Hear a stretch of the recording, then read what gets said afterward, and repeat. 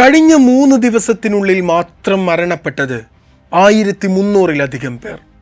ഒറ്റ രാത്രിയും 2 പകലുകളും കൊണ്ട് സിറിയ ചോരക്കളമായി മാറി.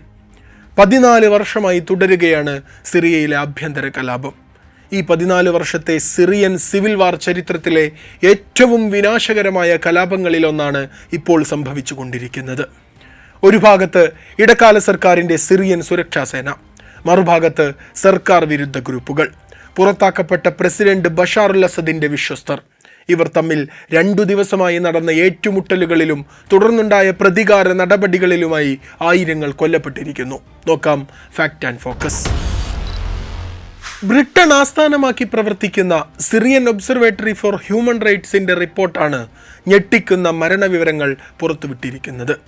745 സാധാരണക്കാർ കൊല്ലപ്പെട്ടു.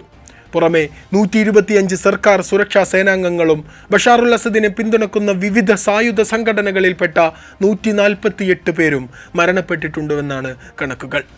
2011 സിറിയയിൽ ആഭ്യന്തര യുദ്ധം ആരംഭിക്കുന്നത്. ബഷാറുൽ അസദിൻ്റെ ഭരണകൂടത്തിനെതിരെ പ്രതിഷേധങ്ങൾ ഉയർന്നു. ഇതോടെ സിറിയയുടെ രാഷ്ട്രീയം തന്നെ മാറിമറിഞ്ഞു. അസദിൻ്റെ ഗവൺമെൻറ് വീണതോടെ വ്യാപകമായ ആക്രമണങ്ങളുണ്ടായി. ഇത് സിറിയയുടെ ഭാവിയെക്കുറിച്ച് തന്നെ ആശങ്കകൾ ഉയർത്തിയിരുന്നു. ഇപ്പോൾ പിന്നെ എന്താണ് സംഭവിച്ചുകൊണ്ടിരിക്കുന്നത് എന്ന് നോക്കാം. സുന്നി വിഭാഗക്കാരാണ് സിറിയയിൽ ഭൂരിപക്ഷമുള്ളത്. പക്ഷേ ദീർഘകാലമായി സിറിയയുടെ പ്രസിഡന്റായിരുന്ന ബഷാറുൽ അസദ് ഷിയ ന്യൂനപക്ഷ വിഭാഗമായ അലവി വിഭാഗക്കാരനാണ്. ചരിത്രപരമായി തന്നെ സിറിയൻ ഗവൺമെൻറ്റിൻ്റെ പ്രധാന പദവികളിലെല്ലാം ആധിപത്യം വഹിക്കുന്നത് ഈ വിഭാഗക്കാരാണ്.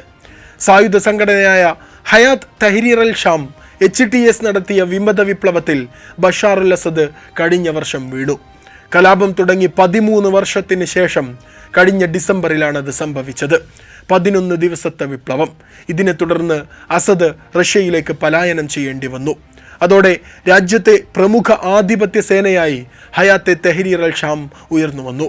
അൽ ഖായിദയുമായി ബന്ധമുള്ളവരാണെന്ന് കരുതപ്പെടുന്ന തീവ്രവാദ സംഘമായ HDS അധികാരത്തിലെത്തിയതോടെ സിറിയയിലെ അലവി ഷിയാക്കൾക്ക് നേരെ വ്യാപകമായ ആക്രമണ പരമ്പരകൾ തന്നെയുണ്ടായി.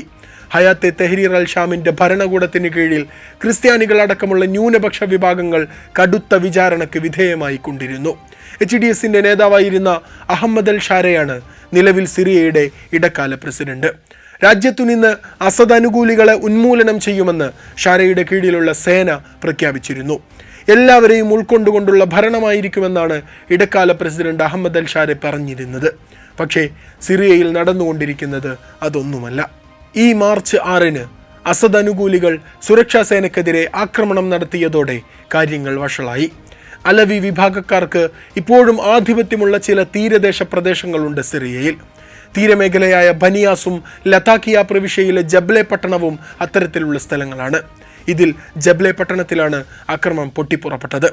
അസദിൻ്റെ സേനയിൽ ടൈഗർ എന്ന് വിളിപ്പേരുള്ള സുഹൈൽ അൽ ഹസൻ എന്ന ഒരു കമാൻഡർ ഉണ്ടായിരുന്നു. 2015 വിമതർക്കെതിരെ അസദ് സേനയെ നയിച്ചത് ഹസനാണ്. ഹസന്റെ അനുയായികളായ തോക്കുധാരികൾ ചേർന്ന് സുരക്ഷാ സേനയുടെ ചെക്ക് പോസ്റ്റുകൾ ഈ മാർച്ച് 6 ആക്രമിച്ചു. 13 സേനാംഗങ്ങളെ വധിച്ചു. ഇതോടെ സർക്കാർ സേനയുടെ പ്രതികാര നടപടികളും ആരംഭിച്ചു. സായുധ സംഘങ്ങളുടെ പിന്തുണയോടെ സുരക്ഷാ സേന ക്രൂരമായ പ്രതികാര നടപടികളാണ് ആരംഭിച്ചത്. ഇത് നിരവധി സിവിലിയൻസിനെ വരെ കൊന്നൊടുക്കുന്നതിലേക്ക് വരെ കാര്യങ്ങൾ കൊണ്ടെത്തിച്ചു. അലവി വിഭാഗക്കാരുടെ ഗ്രാമങ്ങളിൽ നിരവധി പേരെ വീടിനു പുറത്ത് തെരുവുകളിൽ വെടിവെച്ചിട്ടു. വീടുകൾ കൊള്ളയടിച്ചു, തീയിട്ട് നശിപ്പിച്ചു.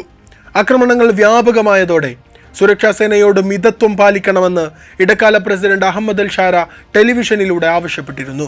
പക്ഷേ അതുകൊണ്ടൊന്നും ഫലമുണ്ടായിട്ടില്ല എന്നാണ് കഴിഞ്ഞ ദിവസങ്ങളിൽ നടന്ന അക്രമ പരമ്പരകൾ തെളിയിക്കുന്നത്.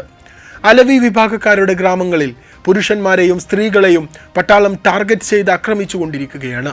ലതാക്കിയയിലെ പല ജില്ലകളിലും വൈദ്യുതിയും കുടിവെള്ളവും വിച്ഛേദിക്കപ്പെട്ടിട്ടുണ്ടെന്നാണ് സിറിയൻ ഒബ്സർവേറ്ററി ഫോർ ഹ്യൂമൻ റൈറ്റ്സിൻ്റെ റിപ്പോർട്ടുകളിലുള്ളത്. ഡിസംബറിൽ വിപ്ലവം നടന്ന് അസദ് ഓടിപ്പോയതിന് ശേഷം 3 മാസമാകുന്നതേയുള്ളൂ.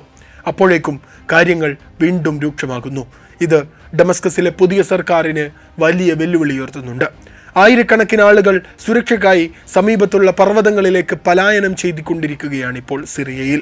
മൃതദേഹങ്ങൾ തെരുവുകളിൽ ചിതറിക്കിടക്കുന്നു. വീടകങ്ങളിലും മറ്റു കെട്ടിടങ്ങളിലുമൊക്കെയായി ഉപേക്ഷിക്കപ്പെട്ട നിലയിൽ മൃതദേഹങ്ങൾ കാണപ്പെടുന്നുണ്ടത്രേ. അടുത്ത ബന്ധുക്കളുടെ മൃതദേഹങ്ങൾ പോലും സംസ്കരിക്കാൻ സൈന്യം അനുവദിക്കുന്നില്ല എന്നും പറയപ്പെടുന്നുണ്ട്. സിറിയയിൽ 2011 ആഭ്യന്തര സംഘർഷങ്ങൾ ആരംഭിക്കുന്നത്. പക്ഷേ ഈ സംഘർഷത്തിന്റെ വേരുകൾ കിടക്കുന്നത് പിന്നെയും എത്രയോ പിറകിലാണ്. ബഷാറുൽ അസദിന്റെ പിതാവ് ഹാഫിസ് അൽ അസദ് സിറിയ ഭരിക്കുന്ന കാലം 1971 മുതൽ 2000 വരെ നീണ്ട 29 വർഷമാണ് ഹാഫിസ് അൽ അസദ് സിറിയ ഭരിച്ചത്. 2000 അദ്ദേഹം മരണപ്പെട്ടു. അതോടെ ഭരണം മകൻ ബഷാറുൽ അസദ് ഏറ്റെടുത്തു. അദ്ദേഹത്തിന്റെ കീഴിൽ സിറിയയിൽ നിരവധി സാമ്പത്തിക പരിഷ്കരണങ്ങൾ ആരംഭിച്ചിട്ടുണ്ട്. പക്ഷേ സമ്പത്തും അധികാരവും ന്യൂനപക്ഷ വിഭാഗമായ അസദിന്റെ അലവി ഷിയ വിഭാഗത്തിലെ കുലീനരിൽ മാത്രമായി ഒതുങ്ങിക്കൂടുകയായിരുന്നു. അറബ് വസന്തത്തിന്റെ ഭാഗമായി 2011 പ്രക്ഷോഭങ്ങൾ ആരംഭിക്കാൻ തുടങ്ങിയതോടെ സിറിയക്കാരും അസ്വസ്ഥരായിരുന്നു. പണവും അധികാരവും ഇങ്ങനെ ഒരു വിഭാഗത്തിന് മാത്രം അനുവദിക്കുന്ന അനീതിക്കെതിരെ പ്രത്യേകിച്ചും സിറിയയിലെ സുന്നികൾക്കിടയിൽ അസ്വാരസ്യങ്ങൾ ഉയർന്നു തുടങ്ങി.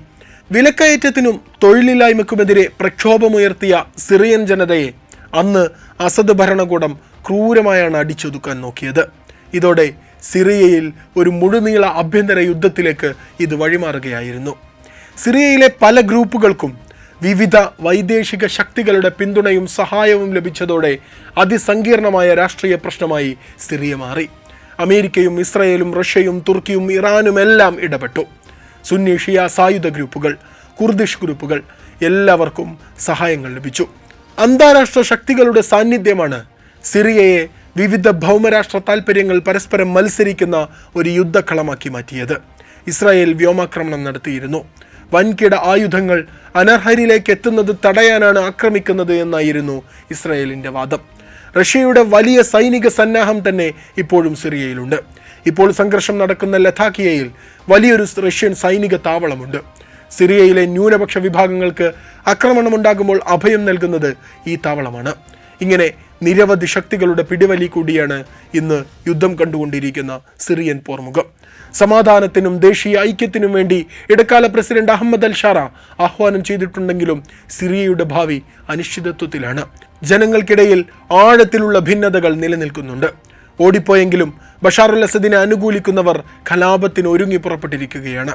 ന്യൂനപക്ഷങ്ങൾ ഹയാത്തെ തെഹരീം അൽ ഷാമിൽ വിശ്വസിക്കുന്നില്ല. ആക്രമണങ്ങൾ തുടർന്നുകൊണ്ടേയിരിക്കുന്നു. വിദേശ ശക്തികളും അവസരം മുതലെടുക്കാൻ ശ്രമിക്കുന്നു. അതുകൊണ്ടുതന്നെ സിറിയയിൽ സമാധാനം എപ്പോഴത്തെയും പോലെ ഇപ്പോഴും വിദൂരത്താണ്.